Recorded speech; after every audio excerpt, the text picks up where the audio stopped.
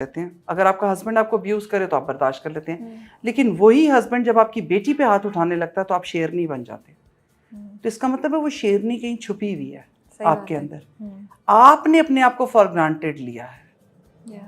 جب آپ کے منہ پہ پہلا تھپڑ پڑا تھا تو آپ نے وہ ہاتھ نہیں پکڑا, آپ نہیں اٹھ کر کھڑے ہوئے, آپ نہیں چلائے, کیونکہ آپ کو لگتا ہے ہائے میں مزریبل بیچاری, کوئی بات نہیں برداشت کر لو, گھر چلانا. نو, سفوکیٹ ہونا الگ جگہ ہے, ابیوز ہونا ایک الگ جگہ ہے. ابیوز ہونے کی اجازت نہیں ہے بالکل بھی کسی صورت میں. انسان کو اس کا جواب دینا پڑے گا قیامت کے دن. جب میں سفوکیٹ مینس کہ مجھے لگا کہ نہیں اب حالات تنگ ہونے شروع ہو گئے ہیں تو آئی جز اوکے. میں بس صرف اتنا سا کلیئر کر دوں کہ ابیوز کی صرف ہم ایگزامپل دے رہے ہیں, there was no abuse. No, تو یہ میں بس I don't want anyone to pick up a wrong thing and viral ہو. مجھے میری تو ابیوز کی کوئی بات نہیں تھی. وہ جو بھی سلما کی کہانی ہے وہ بتائیں گی, لیکن there was no abuse. Let me just clarify this again. It's just a Suffocation and abuse is different, just like she said. It's just think کہ بہت ساری چیزیں ہوتی ہیں جو آپ کے مطابق نہیں ہو رہی ہوتی ہیں. آپ کسی کو جس روپ میں دیکھنا چاہ رہے ہوتے ہیں, جب آپ اس کو نہیں دیکھ پا رہے ہوتے ہیں اور آپ اسے سکھا رہے ہوتے ہیں کیونکہ آپ اس کے رنگ میں رنگ چکے ہوتے ہیں, آپ تب بھی سفوکیٹ ہو رہے ہوتے ہیں. اور یہ آئی تھنک آپ نے اتنی اچھی بات بولی ہے, جب آپ کسی سے محبت کریں اور اس انسان کو ویسا نہ پائیں جیسا آپ نے سوچا, یا کبھی آپ نے ایسی جھلک دیکھی ہو, پھر ریالٹی سے کو ایکسیپٹ کرنا بہت مشکل ہوتا ہے. اور ہم نے کوئی ایک ایسا ہمارا کوئی عشق نہیں تھا یا ایسی کوئی نہیں تھا کہ ہمارا بہت لمبا افیئر چلا. ان کے ابا نے مجھے پسند کیا تھا اور میری شادی کی, لیکن میں نے واقعتاً اپنی لائف ایسے ہی گزاری ہے. آسم سنے تو آسم ہنسیں گے کہ جب وہ نہیں ہوتے تھے تو میں ان کے جوتے پالش کرتی تھی. مجھے سمجھ ہی نہیں آتی تھی کیونکہ اس گھر کے اندر میرے لیے کچھ کرنے کے لیے نہیں تھا. اگر میں جگسا پزل بھی کھیل رہی ہوں تو اپنے کمرے میں بیٹھ کے کھیل رہی ہوں, اگر میں پینٹنگ کر رہی ہوں تو میں وہیں کر رہی ہوں. بٹ ٹائم کے ساتھ سمیع سفیان کے ساتھ چیزیں بدلیں, ہم نے کام کیا, ہم باہر نکلے, میں نے ڈرائیو کرنا شروع کیا, اور پھر ہم تھوڑا سا اس ٹون میں آئے کہ نہیں میں خود کر لوں گی. پھر ان کا اسکول جانا, ان کی پیرنٹ ٹیچر میٹنگ, ان بچوں کا. لیکن یہ کہ ہاں شاید میں ان کے لیے اتنا نہیں کر سکی جو مجھے اس ٹائم پہ کرنا چاہیے تھا.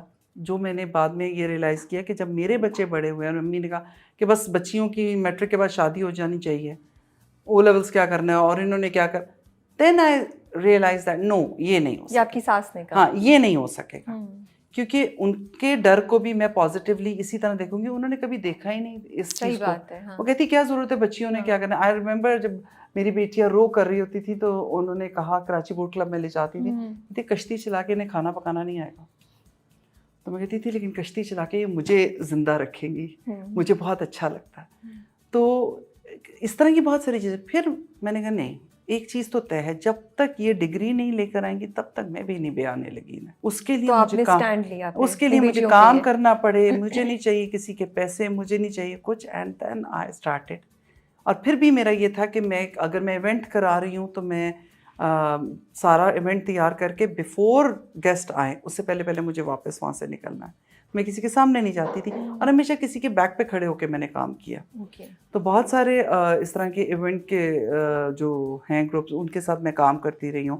ایز اے سیٹ ڈیزائنر میں نے کام کیا. مجھے جو کام ملا میں نے وہ کیا. اگر اس کو تھوڑا سا میں لے کے چلوں تو جب بیٹیوں کی شادی کی بات آئی تو آپ کو لگا کہ نہیں ڈگری ہونی چاہیے, اور پھر وہاں سے آپ نے پراپر جاب کرنا شروع کی, پراپرلی کام, کیونکہ آپ کسی پہ ڈیپینڈنٹ نہیں ہونا چاہتی. ہاں, اور دوسری بات یہ کہ میرے لیے بہت ضروری ہے اور رہے گی یہ بات کہ جہاں بھی شادی ہو وہاں میری بچی کی مرضی شامل ہونی چاہیے. تو آپ کو لگ رہا تھا یہ دونوں چیزیں آپ کمپرومائز کریں گی, کیونکہ جب آئے گا رشتہ تو پھر آپ جواب نہیں دے سکتے. اور کہیں نہ کہیں میں نے اپنے بچوں میں یہ رکھا ہے تو بڑے ہیں جو فیصلہ کرتے ہیں اچھا کرتے ہیں. یہاں آ کے آپ پھنس جاتی ہیں مائیں, ساری زندگی یہ سکھاتے رہتے سارے بڑے اچھے, اور جب وہ بچے سوال کرتے ہیں اب تو آپ کے پاس جواب نہیں ہوتا.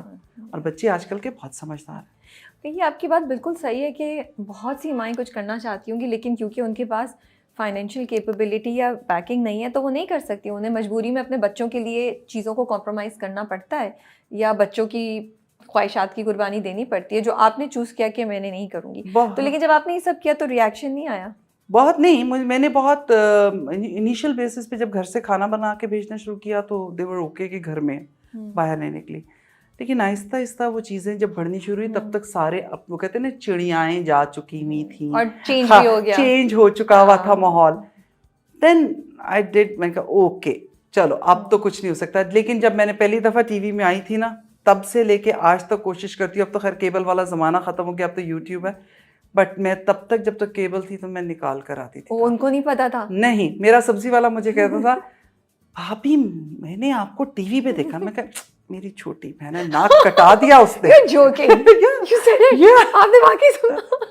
کیونکہ تو گھر صرف سسرال والوں کو نہیں پتا تھا یا امی وغیرہ کسی کو بھی نہیں, وہ تو امی کو بھی نہیں پتا تھا کسی کو. میں نے صرف اپنی امی کو, اپنے ابو کو اور ہمارے مطلب ایریا کے جو امام تھے ان کو پتا تھا, کیونکہ انہوں نے مجھے بیٹی بنایا تھا. آسم کو بھی نہیں پتا. آسم نے ایک دن کہا یہ تم کہاں کھڑی ہو؟ میں کہا میں آپ کو آ کے بتاتی ہوں. تو اس ٹائم میں ساحروی کے ساتھ کھڑی ٹوٹکا دے رہی تھی. میں نے کہا یس اور میں ٹوٹکا گھر آ کے بتاتی ہوں. یو وونٹ بلیو, میں نے اس وقت انہیں کیا کہا, آصف میں نے آپ کو بتایا تھا نا میں مسالہ چینل پہ کھانا بنانے لگی ہوں. تو انہوں نے کہا پہلے فیس ریکگنائز ہونا چاہیے پھر اس کے بعد. تو میں اس لیے اینڈ آئی ڈیڈ دیٹ. لیکن یہ کہ اٹس جسٹ تھنگ کہ اس چیز کو آسان کرنے کے لیے, یہ جھوٹ نہیں تھا, آسان کرے. اچھا, اجازت کی ضرورت نہیں تھی کیونکہ میں آلریڈی کام کر رہی تھی. جب مائیں بن جاتے ہیں نا ہم, اور جب ہمارے بچے بڑے ہو جاتے ہیں اور ان سے ہماری دوستی ہوتی ہے تو ہمیں سمجھ میں آتی ہے وہ کیا چاہتے ہیں. ٹھیک ہے, تو اس ٹائم آپ کو یہ چیز زیادہ معنی رکھتی ہے کہ کسی بھی بچے کے لیے آپ آسانی پیدا کرتے ہیں. میرے سیشنز میں, میری بات چیت میں ہمیشہ بچہ اور پیرنٹس, پیرنٹنگ ایسے ہونی چاہیے اور بچوں سے ریلیشن ایسا ہونا چاہیے. بچے کے ٹھیک ہونے کے لیے بہت ضروری ہے کہ پیرنٹنگ اچھی ہو, ماں باپ اچھے ہوں, ان کو اچھا وقت دیں, کوالٹی ٹائم دیں, ان کی سنیں اور انہیں سمجھیں, تو بچہ آٹومیٹکلی صحیح ہو جائے گا. تو وہ چیز کہتے ہیں نا, اس کی پیاس اتنی بڑھ گئی تھی مجھے کہ میرا دل کرتا تھا مجھے کہیں موقع مل جائے تو میں مجمع لگا کے کھڑے ہو کے لوگوں کو بتانا شروع کر دوں, کیونکہ میں نے بہت کچھ ہوتا ہوا دیکھا. تب تک امی حیات تھیں اور امی کی بات میں کبھی نہیں بھول سکتی.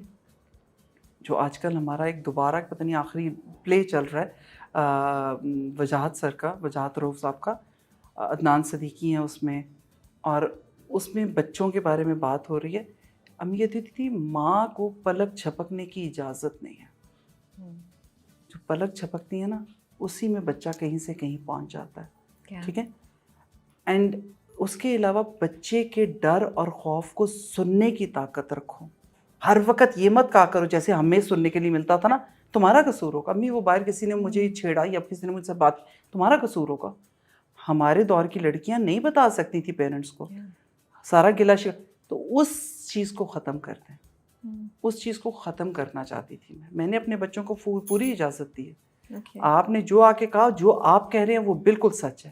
سچ اور جھوٹ کیا ہے وہ میں بعد میں دیکھوں گی, ابھی اس کو بتاؤ تاکہ وہ آپ کے کھل کے آپ سے بات کرے. اللہ بخش امی کہتی ہوتی تھی کہ اس خاموشی کے پیچھے بہت بڑے بڑے گناہ ہو جاتے ہیں, تو ان کی بات پہلے سنیں.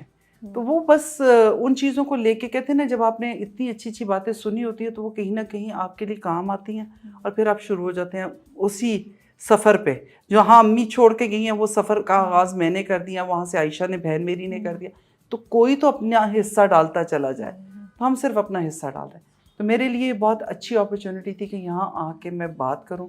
شروع میں ٹوٹکا بھی دیتی رہی, سارا کچھ کیا. پھر میرے ویورز جو ہیں اللہ نے بھی زندگی دے, انہوں نے بڑے صبر سے وہ پورا پروگرام دیکھا ہے. تو ہمیشہ یہی کیا ہے, وہ جو لاسٹ 60 سیکنڈز میرے پاس آتے تھے میں کہتی تھی ٹوٹکا میرے فیس بک سے جا کے لے لے, میں نے یہ بات کرنی ہے. میں اپنی بات کر کے جاتی تھی. آپ کو شوق تھا کہ آپ بتائیں کچھ؟ مجھے یہ تھا کہ میرے دل میں ایک بات آئی ہے, مجھے وہ کرنی ہے, وہ کر جاؤں, باقی چیزیں کچھ نہیں ہیں. جب میری آپ سے بات ہو رہی تھی تو آپ نے کہا کہ میں شادی شدہ ہوں, لیکن پھر بھی میں نے اپنا بہت عرصہ زندگی کا ایسے ہی گزارا ہے جیسے سنگل مدر گزارتی ہو, یا میں نے اپنے بچوں کو خود پالا. تو اس سے آپ کی کیا مراد تھی؟ اور یہ میں اس لیے پوچھ رہی ہوں کیونکہ اس کے علاوہ بھی ہم ایک اور ٹاپک پہ بات کریں گے. تب بھی جب آپ بات کرنی تھی تو آپ نے اپنے ہسبینڈ کے بارے میں بڑی محبت سے اور بڑے اچھے طریقے سے بات کی تھی, کوئی اس میں نیگیٹیوٹی یا ریگریٹ نہیں تھا. تو یہ میری کیوروسٹی ہے کہ آپ ریلیشن شپ کو کیسے مینٹین کر رہی ہیں ان کانفلکٹس یا ان ڈس ایگریمنٹس کے باوجود. دیکھو رابعہ, بڑی آسان چیز ہے جو ہم سب کے پاس ہے. جو شخص ہمیں بہت تکلیف دے اس کا دنیا سے چلے جانا ضروری نہیں ہے, یا آپ کی زندگی سے چلے جانا ضروری نہیں ہے, اس کی ایگزسٹنس آپ ختم کر دیتے, آپ کو دکھتا ہی نہیں ہے. یہ بہت آسان ہے. ہر رشتے کو توڑ دینے میں ہی بھلائی نہیں ہے until and unless کہ وہ آپ کے لیے بہت ہارمفل ہو. ٹھیک ہے. آپ جس دور میں